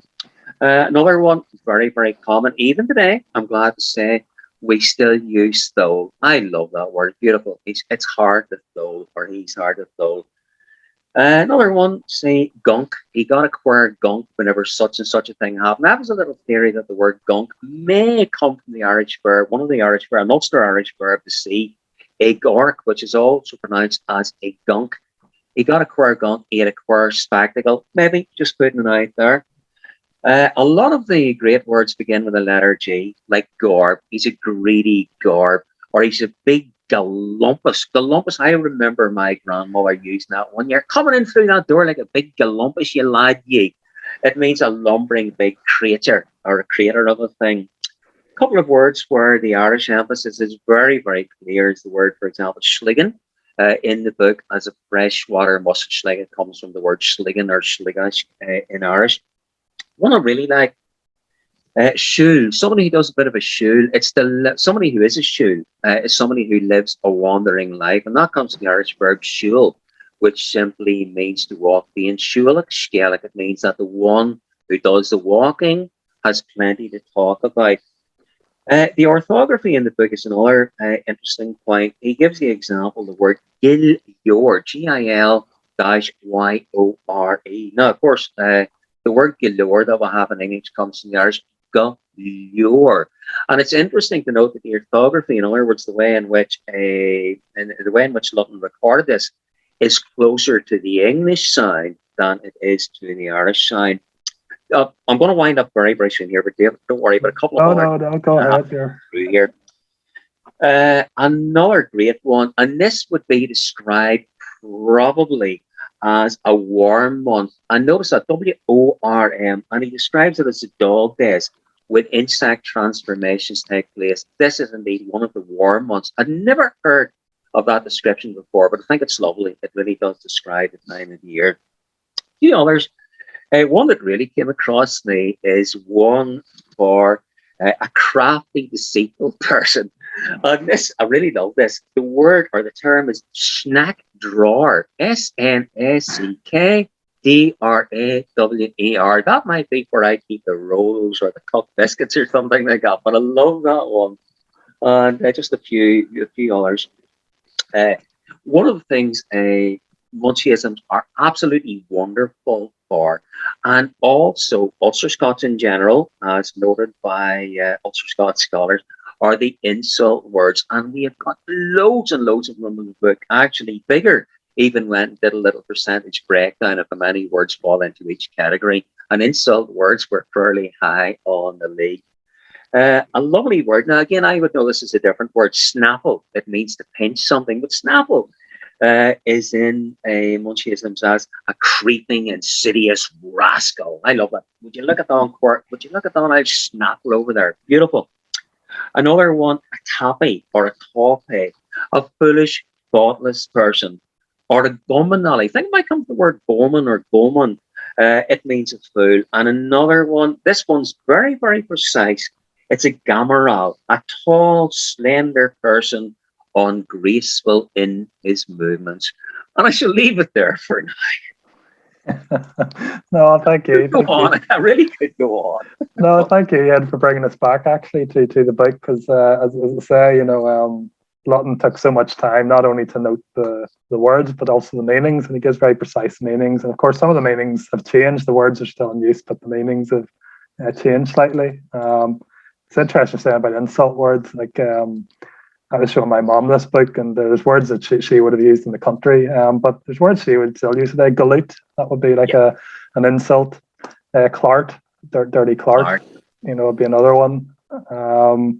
Quer, of course, in there, which of course is almost, you know, it's one of those Northern Ireland words that you get in the tea towels as well. But no, thank you, Ian, you know, for your thoughts there. And I'm going to come to you, Karen. Haven't heard from you just in a while here, and I think we're going to have to start and finish up here because I'm aware we're over an hour and a half now. So we'll maybe make these our final remarks coming through. But would you have any thoughts, Karen, just on how language is changing just in sort of North Armagh? We've heard a few thoughts there about the flattening out of dialects and accents and that type of thing. And is that something that you would agree with? And what are the sort of influences now that are affecting our language as well? Sure, David. I suppose I am probably a good person to answer that question because that's what my PhD was on. It wasn't on North Armagh, like I was mentioning before, but basically what I was interested in was if you take a group of speakers born in the end of the 19th century and you record them in their 40s, in the 1940s, can you see their language changing between the 1940s and the 1970s?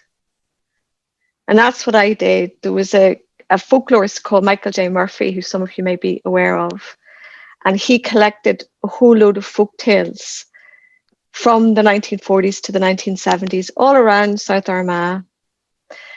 And what I did in my thesis was I looked, for example, not at things like appendices or things like waving versus weaving, but I actually looked at the grammar to see whether the grammar was changing over time.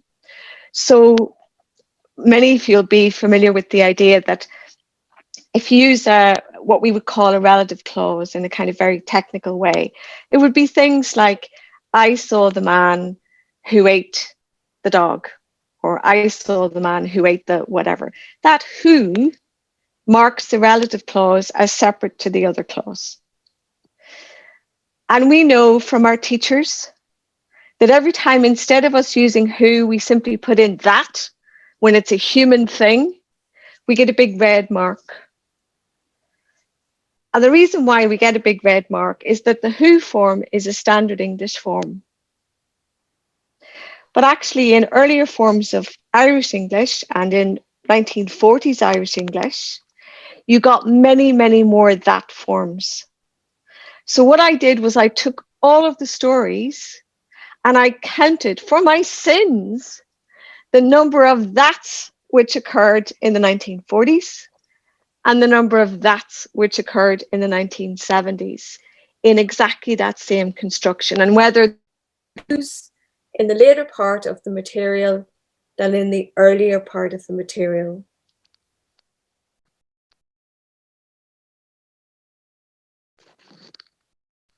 Oh, Karen, I can't hear you.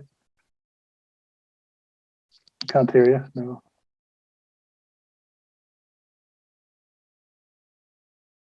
Oh dear. You hear me now? Yeah, take it off. They've obviously given up the ghost. I looked at men versus women, because women are often associated much more with more standard pronunciations. And that is basically what I found. Over that period of time, there were far fewer that's than who's, and more women used who than that, even in the earlier part of the data. So it was kind of like seeing a slice of language change in real historical time. And you're kind of saying to me, well, why do these changes happen? Well, if you think about what was going on in the 1940s, it was the post-war period. And while places like South Armagh are quite isolated, they're very rural, even there, the kind of new ways of thinking and new ways of communicating and interacting with the world were beginning to come to the fore. So instead of people simply walking everywhere or taking a horse and cart everywhere, they started taking bicycles. They started buying motor cars. And that allowed them access to places like Newry. It allowed them access to urban centres where more standard pronunciations and more standard ways of doing things were available. And it's exactly the same in North Armagh. If you think about that kind of bogland, it's very isolated, but really times have changed. Things are beginning to open up. Older people are becoming exposed to sort of new technologies, new ways of looking at the world. New youngsters are not carrying on with those vocabulary items or carrying only some of them forward. They're inventing their own, and change comes in that way.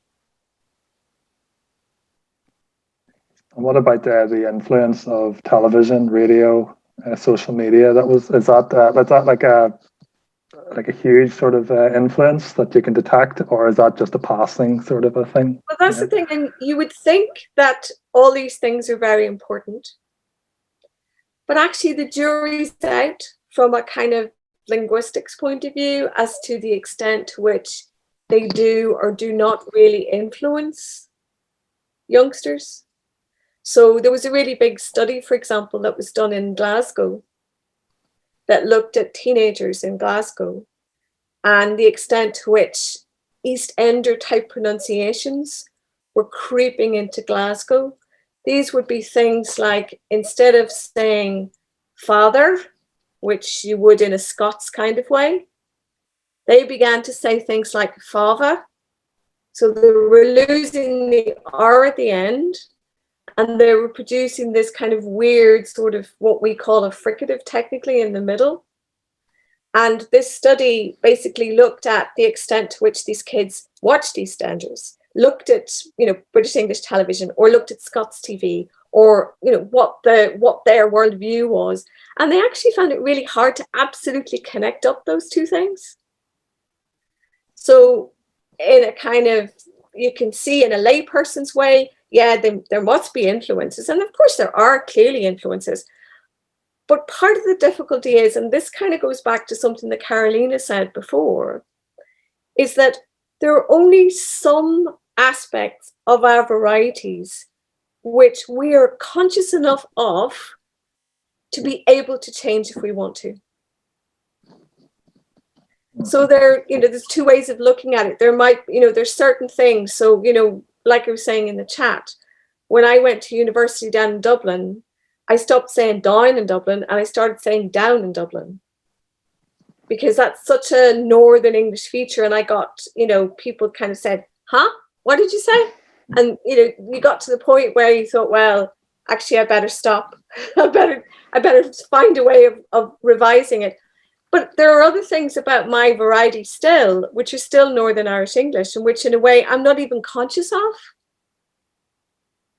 And so there's a limit as to what we can change, and there's a limit as to what we can bring in. And often what we bring in consciously are things that we want to mark ourselves out or show a particular kind of identity. You know, so that they're important to us. So, you know, Jim will never give up on certain lexical items, certain vocabulary items, because they're part and parcel of his view of being from North Armagh, and they're very intrinsic and important to him. But then there might be other things in his variety that he isn't even really conscious of as being typical of North Armagh, and that you could easily see more readily changing in that kind of way. Does that answer the question? It does, and I've got one more for you, and then I'll let you. You can relax, so you can. And actually, I noticed that. I'm relaxed as it is, Steve. Oh, well, even more relaxed. So I noticed that deal with McDonald's actually, sort of asking the same question there. Do you think with all the languages spoken around the towns today from other countries will affect the languages that we speak here in Northern Ireland, Republic of Ireland in the future, that will result in new dialects? So, so obviously, I mean, here in Bergen, there's quite a sizable, Polish community and Slovakian community, Portuguese community as well. Like, how does that sort of new sort of languages impact? Can I share the screen with you, and I'll show you another slide from my book? Certainly, go ahead. Yeah. Yeah.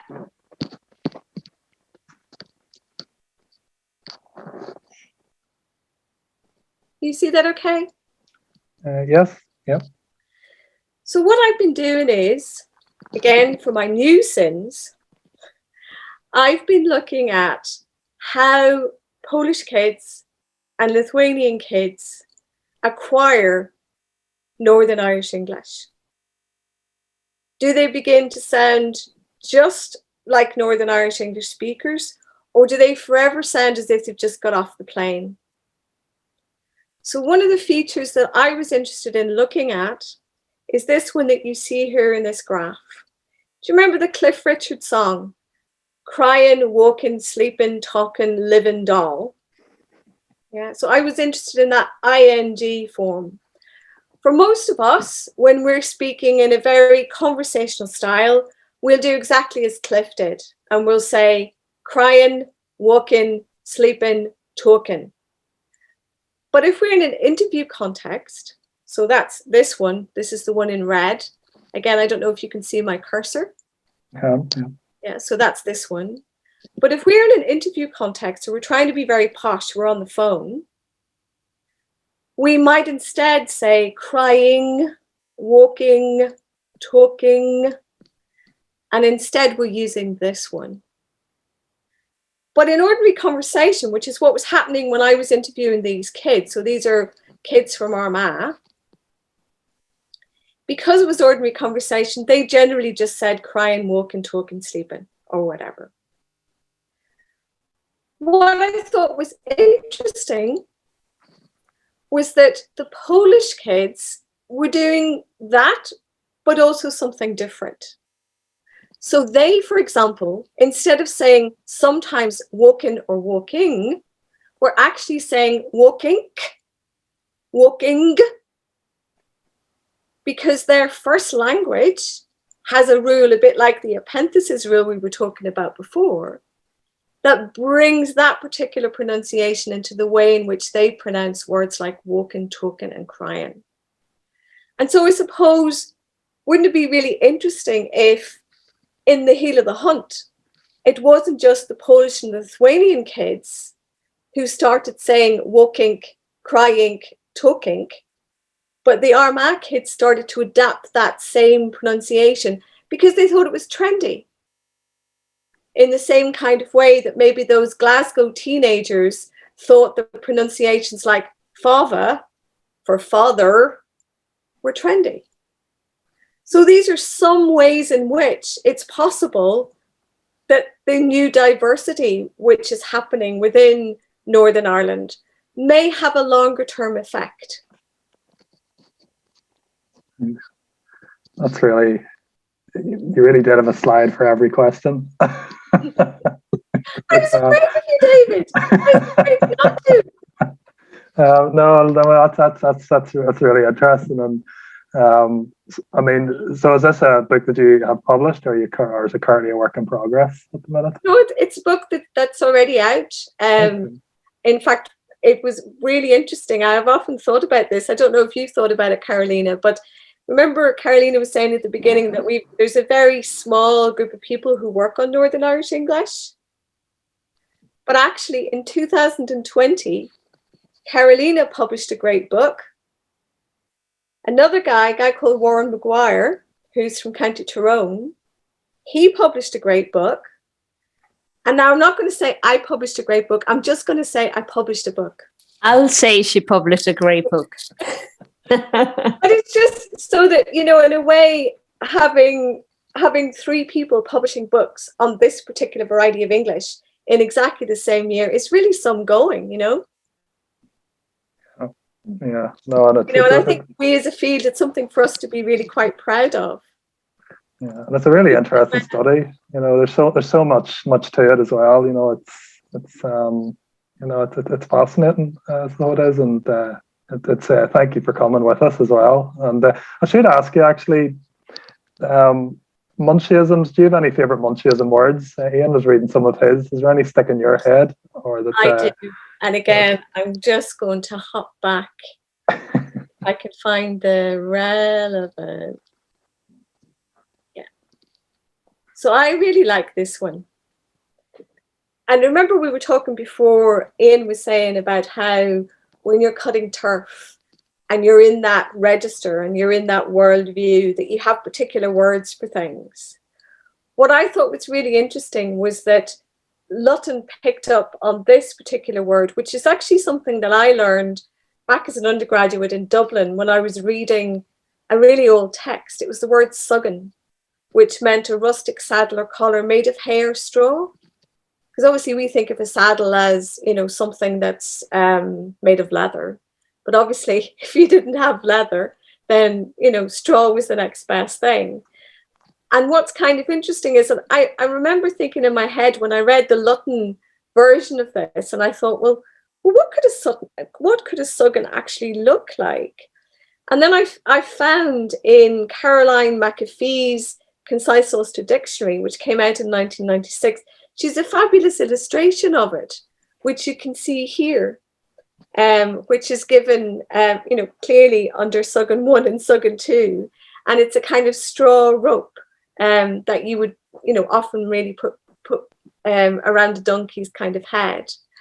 What I also think about the words in Lutton that's really interesting is that they actually capture the linguistic contact of Northern Ireland over time. So some of the words are Irish. So if we look at this one, for example, he records it as dullis or dullis, which he says is the edible seaweed dulse. Now, he doesn't say anything about where this comes from. And in fact, mostly Lutton doesn't. He sometimes says things are Scotch, but he rarely says he doesn't really give you etymologies as we would technically describe it. But again, McAfee does tell us that this is from the Irish word dillisk, which again simply means dusk. So it's a really nice borrowing from the Irish language. And then if we skip past Suggan again, there's the galore, which Ian was already talking about. That's one of my favorite words as well. Then there's things like win and win, which is a child. And you see here, he says it's from the Scotch, wee in or little one. And actually what you have here on this slide, I won't go through it because there's just too much on it. But basically every now and again, the Scotsman newspaper in Edinburgh does a word of the day. And for a particular period, Wayne was their word of the day because it's actually a Scots word that came into Northern Irish English from Ulster-Scots effectively. Now it tends to be used only in those kind of northern areas. And in fact, often another word which is linked to it, which is bairn, is used elsewhere in Northern Ireland. So I don't know if you remember, but when I was growing up, there used to be a factory called Bairnsware. And when I was growing up, I used to think this was a person's name. And it was only when I started to learn Old English when I was in Dublin that I suddenly realized that, this is the word Beorn, which means child in Old English. But you also get words which are actually borrowed from German. So, Low German cant is given by Lutton as canty, lively, active, or cheerful in old age. And it's found in Scots and Northern English, from both Scots and Northern English word cant, meaning brisk or lively. So we're all around the house. It's a bit like what I was saying before, that you get Scots, Northern English, Irish, but you also get words like that are borrowed from French, in fact, like this one. So coffin, which is a wadding for firearms, as Lutton says. This extract from McAfee's dictionary shows that, yes, it's from Scots, but actually originally it's borrowed from a French word. A little bit like, again, many of you may well not be at all aware about, the word we use, scallion, or, like a spring onion. If you go to Marks and Spencer's, they're called spring onions. But for us, they're called scallions. Well, that's actually a French word. So it's an Anglo-Norman word, which came here in the Middle Ages. So Lutton's book, in a way, captures all of the peoples who have come here at different times, both the indigenous people, and that's if you can call the Celts indigenous, because they weren't really indigenous either. They arrived here from France in the first place. But it's a brilliant way of capturing that linguistic diversity over time, I think. Well, I think you've certainly convinced me, and you've really emphasised just the value of Lutton's work, and it's a real tribute to him that he spent so much time collecting them, and also to Francis Joseph Bigger for recognising the value and publishing them, and I will also pay a tribute to our own society. I think Rosalind Haddon, Florence Gracie, and John Trimble, they were involved in publishing it in 2007, and it had been out of print for a long time. And this new reprint is really, it's just really doing reprinting their work. So it's a big tribute to them as well. So thank you to them, and thank you to Karen for your contributions there this evening. They were just excellent. And just giving you a applause there, so and I'm sure everyone out there as well is. So thank you, Karen. I'm going to go to you, Jim, now, just for your few final remarks. Munchie's man, are you proud?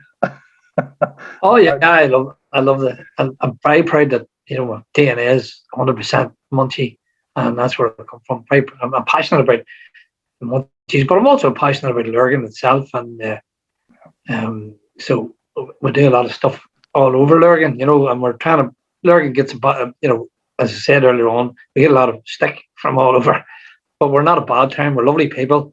I might tell you to your face what we think of you. Maybe that's one of our misdemeanors. You want to say that, but at least we don't pat you on the back and say have a nice day, and then maybe say something terrible about you behind your back. We say it straight to your face. We're a wee bit abrupt. I think that's the way we are. I think as Carolina is pointing out there, that there's quite a few sort of not curse words, but insults and stuff in Montiaghs, so that must just be in the character. But Jim, I should have asked actually, is there any words? What are your sort of favourite words from Montiaghs? Do you have any, or is there words do you think? Yeah, I'll come to. I just wanted to mention first the part that Carolina, I think it was Carolina, said it about apanthesis. Is that it? Apanthesis or whatever it was. And Lurgan's very famous for their singers, good singers, and so she's quite right. A lot of the Irish folk songs that are written in English, or they're English words, they would have that. Like for instance, would use the word America when they were singing. And Ian is quite a good singer himself and sings a lot of folk songs. So they'd use words like that in it, and you can see them using. And obviously those songs, a lot of them were maybe formed in America and came back down. There were emigration songs and all. So you get a lot of that in it. We played a game when we were young called Tig. Not sure where that word comes from. Don't know if it's all over Ireland or what, but it's a wee game called Tig. Smithereens is a word that became international, and I think it comes from Ishmael Shin. Ian could probably tell us more about that. a word that we sort of borrowed from the English. I know during the Troubles, the people would have described the police as the peelers. So it wouldn't have been called the police; they were called the peelers. Everybody used the word peelers, and I'd say that came from Victorian English. The word peeler. But I love the word lachico. Around Lurgan, you were called a lachico if you weren't in misbehaving a lot. You were a lachico. Another one was coilright. If you couldn't stand the cold, they called you a coilright. And I was going to say as well a word. It's good to go out and talk to the older generation. And I was downloading, as I called, an older person from the older generation out Trasnam one day, and he showed me an area and he called it a gullion. And I says to him, "Well, what do you mean by gullion?" Oh, he says, "It's the wet area there, a wet area called the gullion." Now, that was in an area called the Fluckins. Of course, the word Fluckins, it comes from the Irish for wetlands, but he used that word gullion. Yeah, I think all languages are moving all the time and they're changing all the time. We have a lovely term in Lurgan to describe, our town's very badly divided. And my great uncle was a war here. We died in the Somme. He wrote a lovely poem about the men from Lurgan. And one end of the town, they call them, one side of the town is called the Long Plain, and the other side is called the Black, which comes from the Irish Ballyblah. And he described them down together, in the trenches, the men of the Long Plain and Ballyblack, or Black as he calls the Long Plain and Black. So those are some just lovely words that have still been retained in Lurgan. And you're still pushing for them to be retained as well? Yeah, oh yeah, why not? Well, let's keep our individualism, our identity. And we have a lovely, we've done a series on place names as well, and we've continued on doing that there. And they're like a history book, place names, because they're illuminating us till centuries gone by as well, Yeah. No, well, thank you, Jim, for joining us tonight again. It's always good to have your company and your support and your insight as well. So thank you. Carolina, I'm going to come to you just to say if you have any final remarks and just what the sort of research you're going to be getting up to as well. It's a pleasure to have you with us, so it has. Thank you very much, and it was a real pleasure. And thanks a lot for the invitation. It kind of brought back Montiaghisms to me, which I hadn't revisited in a long time. So it was very nice to go back memory lane to the time when I discovered it for the first time. And I remember looking up the word feck, because that was one that I learned in Ireland, but he has a different description for it. So I'll let you check it. It's not the feck that we recognize as as the euphemistic form for the F word. But I remember learning the word fidgety as well, and that's a word that's in the list as well. Fidge. And the term fidgety was one that kind of stayed with me. So thanks a lot. I'm gonna continue with the letters, with the immigrant letters. That's part of the research plan now. We're moving into phase 2, hopefully in collaboration with Karen as well. And we're going to be looking at the letters for a while by taking a different angle. And if we do come up with interesting results affecting the area, we will certainly let you know. So thanks a lot. No, thank you very much. And I should just point out David McDonald said Father Jack, Father Ted for the FEC reference there. But I should point out that Lutton's is a fit of anxiety or ill humour occasioned by some disappointment. So that's what Lutton had to add. So it's not too far away from the meaning. So it's not too far, no. Exactly. Thanks, David. Thank you, Carolina. And coming to you, Ian. So you have any final thoughts, and what are you up to? Because I know that you're very busy, still pushing a very positive sort of advocate for the Irish language. Yes, well, I certainly believe in I believe very, very strongly that the Irish language belongs to everybody.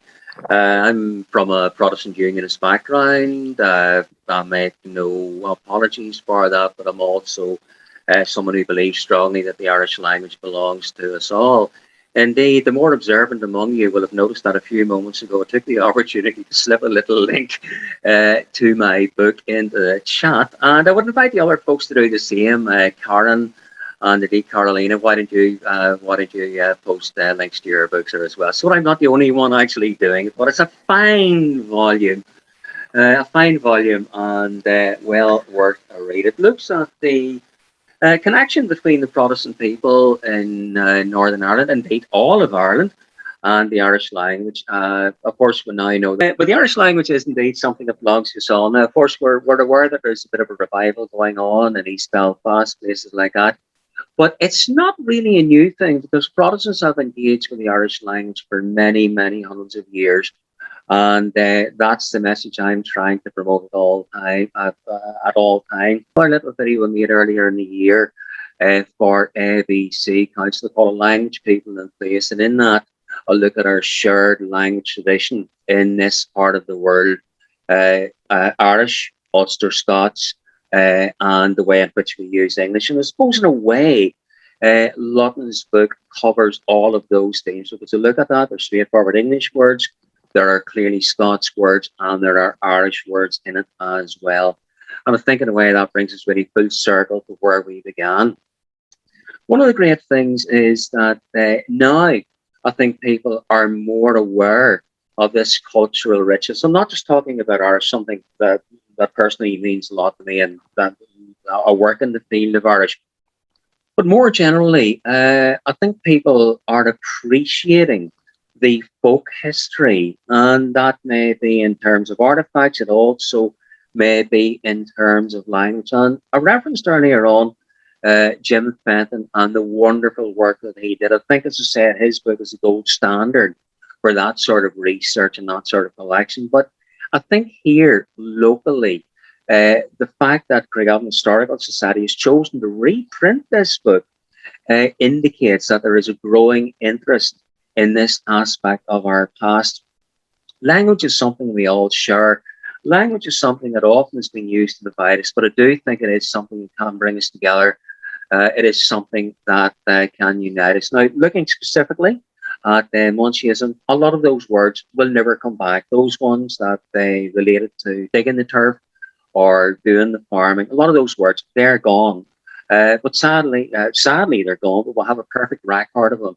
But there are lots of other lovely words in there, which we can make it our business to try and rejuvenate. Just thinking of a couple, I'm going to wind up. I keep on saying that, a couple more that just to wee flick through there. A couple of words that I think really should be part of our language, and for some folks it still are. Think of the word thistle, as in that sort of a F-I-S-S-E-L. I've heard people talk about a fistly bag. You know, you go to Sainsbury's and you get one of those flimsy plastic bags, and it makes that sort of sound, and that would be a fistly bag. Another great one would be the verb footer. He's footering around. I think it's spelled in the book as F-O-O-T-H-E-R. We would pronounce it. I would pronounce it as footering. That's another truly international word, I think, in many ways. An Ulster-Scot guy called William Logan, originally from North Armagh, now domiciled in Bangor. He tells me that it comes from a French word, foutre, which means to interfere with, as far as I know. But it came into Ulster-Scots as footer, and would you quit your footer? So that's just a couple of lovely words to wind up with. And Jim, you made the point about the police being known as the Peters. Remember, I worked with a guy, he was from Carrickfergus, and I'm not sure if this was a Carrickfergus word or if it was Cockney rhyming slang. I think it might have been the latter. But he referred to the police as the Joe Bappers, obviously rhyming with coppers. So I quite like that one. But I suppose to finish up, I said if folks want to pay a wee visit to my Facebook, I'll put a few posts there. And I'll also post a link to my YouTube channel where you can see the song that I have written and dedicated to Logan Lurgan champagne, otherwise known as the Buckfast song. It's my little tribute to the drink that made Lurgan great. No, thank you, and just great to have your company in, and all your insight as well. And it's a YouTube channel is worth going to. I have to say, there's some great videos on there as well. So I'll be posting out links anyway as well, just to your mailing list too. So if people haven't got them there in the chat window. So I think that's us. I think that's over 2 hours. So. Thank you very much, panel, for coming and for for your contributions to Jim, to Karen, to Ian, to Carolina. And as I say, I think it's really put Montiaghisms sort of in the importance of this. It's not just a book of quirky words. Those words actually mean something, and they have a value that will just continue to grow as we go. Thank you also to everyone who was watching out there. Let's see if most of you have stuck with us, which is good to see. So it is. We will be making this recording available on our YouTube channel on the Craigavon Historical Society. Just to type it in, you'll come across it on our YouTube.